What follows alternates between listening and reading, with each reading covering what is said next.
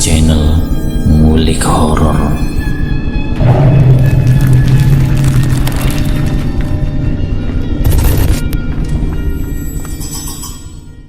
Assalamualaikum warahmatullahi wabarakatuh. Kembali lagi di channel Ngulik Horor.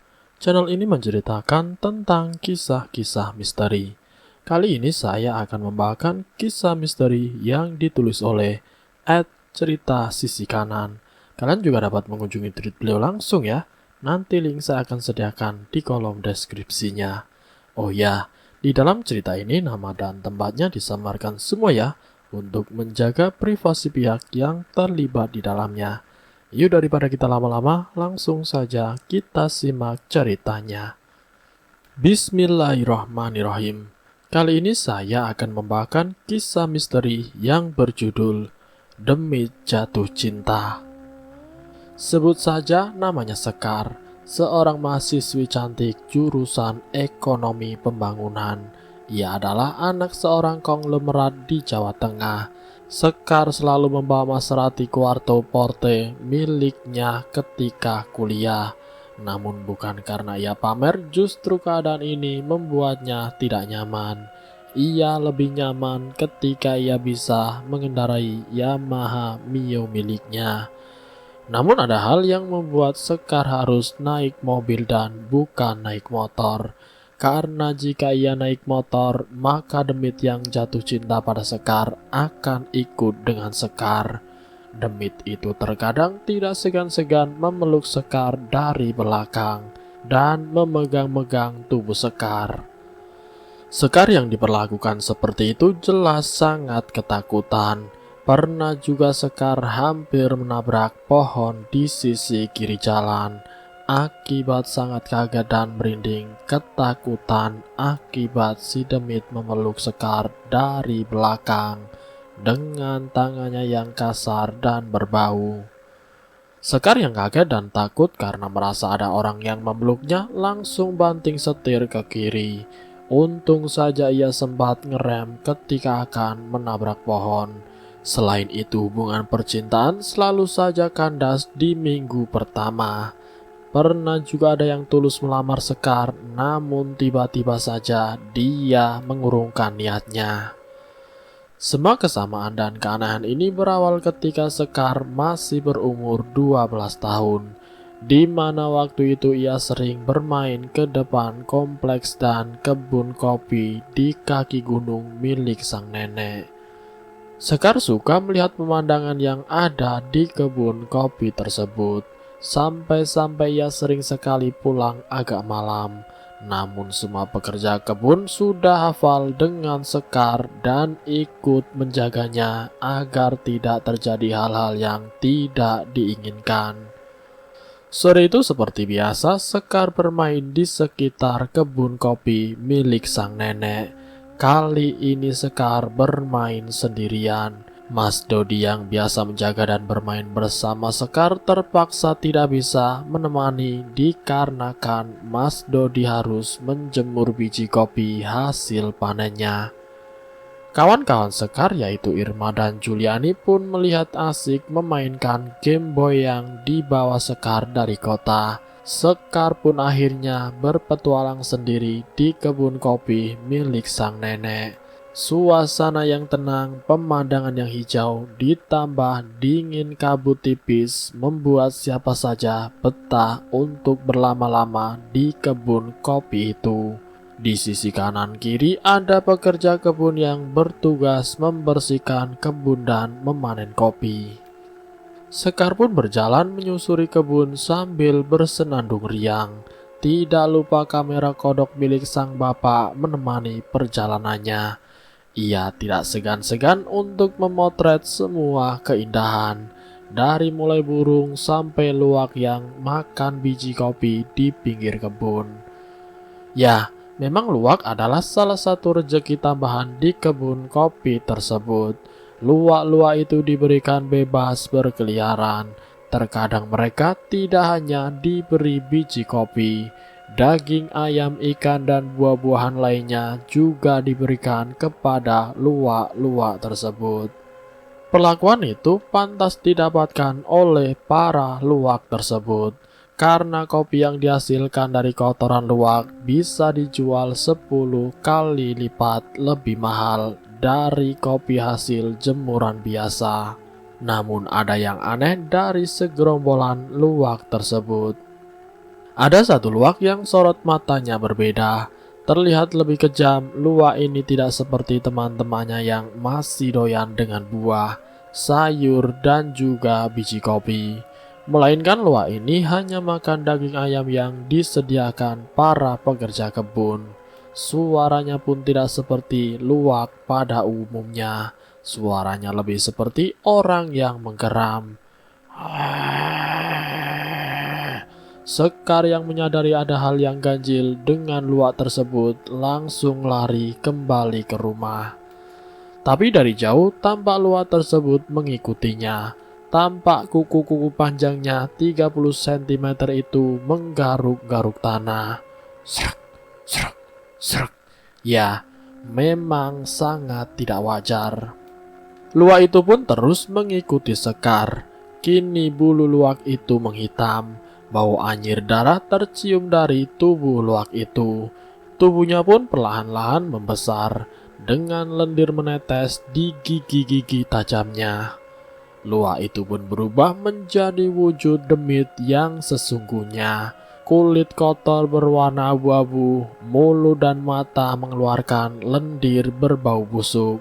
Sementara kakinya hitam, legam, dan besar.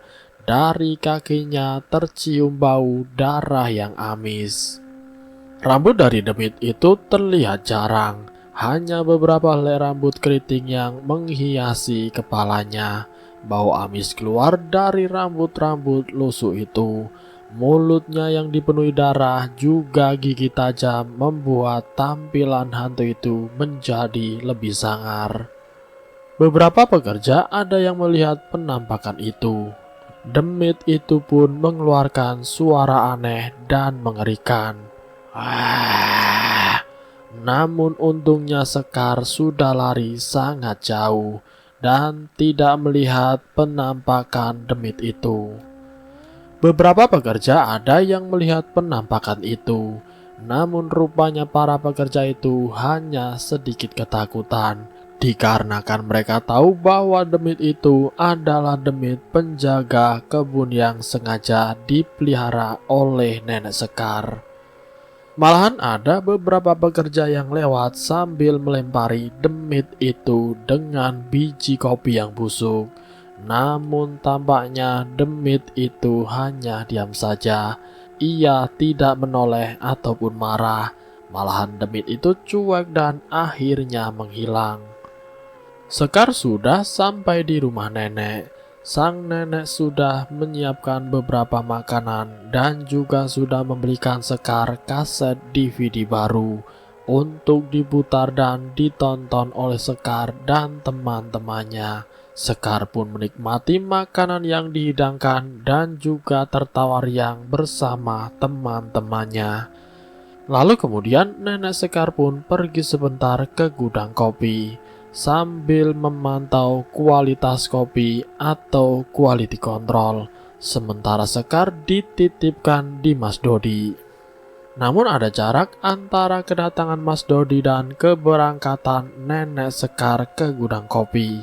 Jadi ada sekitar 15 menit Sekar dan teman-temannya ditinggal tanpa orang dewasa yang mengawasi. Namun Sekar masih asik dengan filmnya. Begitu juga dengan teman-teman Sekar yang masih asik menatap layar TV. Mereka tidak menyadari kehadiran sosok menyeramkan berbau busuk nan amis yang mengintip dari balik jendela. Darah amis menetes dari mulut sosok tersebut. Rupanya sosok tersebut adalah demit yang bertugas menjaga kebun kopi milik nenek Sekar. Entah kenapa demit ini sekarang melalaikan tugasnya. Demit menyeramkan itu berdiam di balik jendela.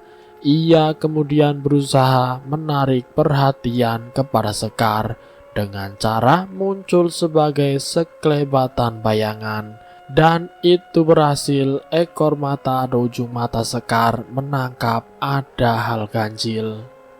Sekar pun bergidik ngeri. Namun itu semua tidak lantas ia ceritakan kepada teman-temannya. Ia lebih memilih diam dan merapat ke Julian, salah satu teman Sekar. Julian yang melihat Sekar merapat ke tubuhnya pun langsung refleks memeluk Sekar. Ia tahu bahwa ada yang tidak beres. Lalu kemudian ia pun berkata, "Tidak apa-apa Sekar, tidak usah takut, ada kita di sini," ujar si Julian. Sekar pun menjadi sedikit tenang. Belum ada 5 menit Julian menenangkan Sekar, terdengar suara kayu yang beradu. Suara kayu yang beradu dengan kayu lain itu pun membuat Sekar kembali merasa takut. Namun Julian segera refleks menenangkan Sekar. "Sudah Kar, paling itu tukang bakso yang lewat," kata Julian sambil memegang pundak Sekar. Sementara 2 teman Sekar yang lainnya tampak cuek dan tidak menghiraukan suara itu. Suara kayu yang beradu dengan kayu lainnya itu pun tambah lama tambah keras. Kali ini 2 teman Sekar yang lain ikut ketakutan. Namun lagi dan lagi Julian menenangkan mereka. Setelah suara kayu itu reda, ada suara bisikan di telinga Julian. "Oh, anak cantik, ayo ikut aku. Nanti aku belikan mainan yang banyak," ujar suara misterius itu. Sekar pun menangis mendengar suara itu. Ia kembali memeluk Julian dengan erat. Julian yang tahu ada yang tidak beres pun secara refleks mengibaskan tangannya ke samping telinga Sekar. Ya, tindakan Julian ini membuat Sekar tenang dan tidak lagi mendengar bisikan itu. Gangguan itu terus muncul sampai puncaknya adalah kursi yang bergeser sendiri. Keempat gadis kecil ini melihat sendiri kursi di pojok ruangan bergeser dari tempatnya. Suara kursi yang bergeser dengan lantai menambah kesan menakutkan. Kursi itu bergeser cukup jauh. Semua berteriak ketakutan dan saling memeluk satu sama lain. Tangis Sekar kembali pecah. Julian pun segera menyuruh teman-temannya berlari keluar, sementara dia sendiri memberi pelajaran kepada makhluk yang usil itu. Ya, Julian bisa melihat demit usil itu. Dengan satu tamparan keras, plak! Makhluk itu tersungkur. Setelah dipukul mundur, makhluk itu pun akhirnya kembali ke kebun kopi. Julian tidak habis pikir mengapa makhluk itu mengganggu Sekar. Julian hanya berspekulasi bahwa makhluk itu menyukai Sekar. Akhirnya Julian mengambil kertas dan pulpen lalu menulis doa perlindungan untuk kemudian diberikan kepada Sekar nantinya. Lalu Julian menyusul teman-temannya di luar. Di luar rumah terlihat teman-temannya termasuk Sekar menangis sambil memeluk Mas Dodi. Ya, Mas Dodi yang celananya lusuh bercampur bekas tanah tidak dihiraukan oleh bocah-bocah itu. Isak tangis mereka menandakan ketakutan yang teramat sangat. Namun Mas Dodi dengan sabar menenangkan anak-anak itu. Beliau menenangkan mereka dengan lembut dan penuh kasih sayang. "Shh, sudah, tenang, sudah pergi kok hantunya," kata Mas Dodi. Lalu kemudian Julian pun menghampiri Sekar dan berkata, "Kar, sudah aku tampar hantunya, pasti sekarang dia sudah kapok," kata Julian. Lalu Julian menyerahkan kertas berisi doa perlindungan kepada Sekar dan menyuruh Sekar untuk membacanya. Doa itu terdiri dari Al-Fatihah, ayat kursi, An-Nas, Al-Falaq, dan Al-Ikhlas. Lalu ada beberapa doa yang bisa diucapkan dalam bahasa Indonesia maupun bahasa Jawa. Sekar pun menerima doa itu dan menyimpannya. Namun yang tidak diketahui oleh mereka adalah di sudut kegelapan, hantu dengan taring muka pucat dan rambut jarang ini selalu mengintai. Dari balik kegelapan, ia selalu mengintai Sekar. Rupanya demit elek ini suka pada Sekar. Memang benar dari kecil gadis bernama Sekar ini sudah memancarkan kecantikannya. Tidak jarang pipi Sekar menjadi sasaran cubit dan cium dari keluarga besar Sekar, termasuk dengan nenek Sekar. Rasa suka demit elek ini rupanya menggebu-gebu. Setiap hari ia melihat Sekar dari pojok kegelapan dan tempat yang tidak mungkin dilihat oleh manusia. Terkadang demit ini rela bersembunyi di semak dan juga bersembunyi di kolong mobil ataupun tumpukan kopi di gudang hanya untuk memantau Sekar dari kejauhan. Mungkin bagi demit itu hal tersebut adalah kegiatan yang menyenangkan. Namun bagi manusia hal ini pasti membuat bulu kuduk berdiri.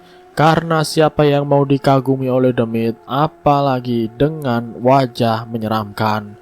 Belum lagi hawa panas yang dikeluarkan si demit, sudah sangat pasti membuat manusia yang didekatinya merasa tidak nyaman.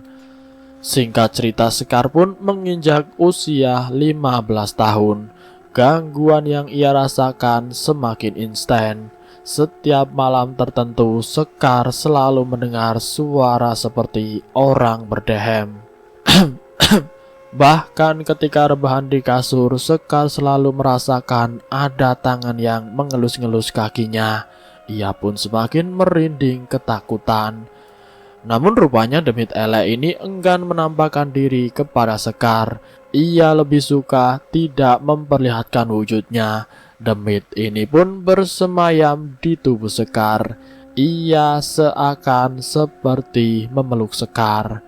Dan demit ini sangat egois. Tidak satu pun laki-laki diizinkan untuk mendekat dengan Sekar, termasuk juga dengan ayah Sekar. Sekar yang di tubuhnya bersemayam demit ini pun selalu cuek dan membantah omongan sang ayah. Mas Dodi yang dulu dianggap sebagai kakak sendiri oleh Sekar dan jadi tempat bermanja Sekar, kini menjadi sasaran kemarahan dari gadis cantik itu. Namun untungnya Mas Dodi selalu sabar menghadapi Sekar. Umur 17 tahun, Sekar selalu bermimpi didatangi pemuda tampan. Ia pun bermimpi berjalan berdua dan melakukan hal apapun dengan pemuda itu. Walaupun Sekar tidak tahu bahwa pemuda itu adalah demit elek yang suka pada Sekar. Ternyata demit ini mengikuti Sekar hingga Sekar beranjak remaja hingga dewasa. Sekar yang tergolong cantik pun selalu mengalami kandas di hubungan percintaan. Aneh sekali, padahal Sekar cantik namun jarang yang mendekatinya. 3 mantan Sekar selalu mengalami kejadian mengerikan yang membuat mereka enggan mendekati Sekar lagi. Seperti kisah mantan yang pertama, sebut saja AR. Mantan Sekar yang pertama ini hanya bertahan 1 minggu berpacaran dengan Sekar. Karena tepat 1 minggu mereka jadian, ada kejadian mengerikan. Sekar yang waktu itu ngambek, namun di mata air Sekar yang sedang ngambek berubah seperti bukan Sekar yang biasanya. Sekar berubah menyeringai, gigi tajam keluar dari bibirnya. Mulutnya pun mendadak besar dan lebar, dipenuhi dengan tetesan darah. Mantan yang kedua sebut saja D. Si D ini yang notabene adalah anak indigo. Tahu jika Sekar ada yang menyukai dan menempel di badannya. D waktu berniat baik, selain ingin menjadikan Sekar sebagai istri, dia juga ingin agar gangguan Sekar menghilang. Tapi kelemahan Dio adalah ia tidak memiliki perisai dan senjata doa yang kuat. Sehingga baru 3 hari berpacaran dengan Sekar, dia sudah dibuat KO oleh demit yang jatuh cinta dengan Sekar. Dan mantan yang terakhir Sekar adalah sebut saja RB. RB ini walaupun paling lama yaitu 1 bulan, namun sering tidak kuat melihat Sekar yang tiba-tiba berubah seram ketika marah. Dan RB inilah yang berani untuk menghubungi kami. Walaupun sudah putus, si RB inilah yang menghubungi kami untuk melakukan ruqyah dan netralisir. Dan akhirnya kami lakukan. Berbahagialah Sekar karena mantan Sekar yang terakhir ini ternyata masih care dan masih sayang dengan Sekar. Tepat di bulan Januari 2020 ini mereka resmi tunangan dan akan segera melangsungkan pernikahan ketika pandemi corona sudah reda. Sampai saat ini alhamdulillah Sekar sudah tidak diganggu lagi dan tubuhnya sudah bersih dari demit atau apapun itu. Dan selesai. Itulah kisah misteri yang berjudul Demit Jatuh Cinta. Semoga kisah kali ini bisa menjadi wawasan untuk kita semua. Dimanapun kita berada, kita selalu tetap berhati-hati. Karena disitulah kita tidak melihat bahwa makhluk tak kasat mata ada di mana-mana. Semoga kita selalu dalam lindungan Allah Subhanahu wa Ta'ala. Ambil sisi positifnya dan buang jauh-jauh sisi negatifnya. Terima kasih sudah mampir di channel kami. Jika kalian tertarik dengan video kami, silakan tekan tombol like, share, dan komen. Tekan subscribe untuk mengikuti video kami selanjutnya. Wassalamualaikum warahmatullahi wabarakatuh.